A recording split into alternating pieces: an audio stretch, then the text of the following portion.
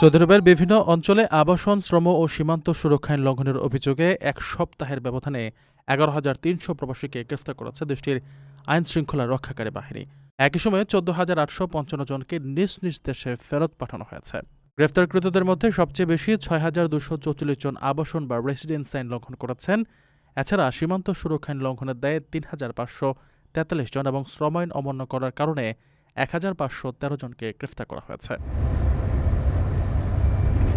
অবৈধভাবে সীমান্ত পেরিয়ে সৌদি আরবে প্রবেশের চেষ্টাকালে গ্রেফতার হয়েছেন আরও ১,৩৩০ জন।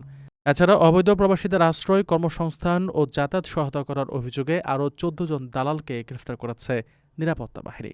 সৌদি স্বরাষ্ট্র মন্ত্রণালয় প্রকাশিত তথ্য অনুযায়ী বর্তমানে ২৯,৯১৩ জন আইন লঙ্ঘনকারীর বিরুদ্ধে আইনি ব্যবস্থা নেওয়ার প্রক্রিয়া চলমান রয়েছে। এরই মধ্যে ১৮,৬০১ জনকে ভ্রমণের নথিপত্র সংগ্রহের জন্য এবং ৪,৩৩৭ জনকে ভ্রমণের টিকিট সংগ্রহের নির্দেশ দেওয়া হয়েছে। এছাড়া আইনি প্রক্রিয়া শেষে ১৪,৮৫৫ জনকে নিজ নিজ দেশে ফেরত পাঠানো হয়।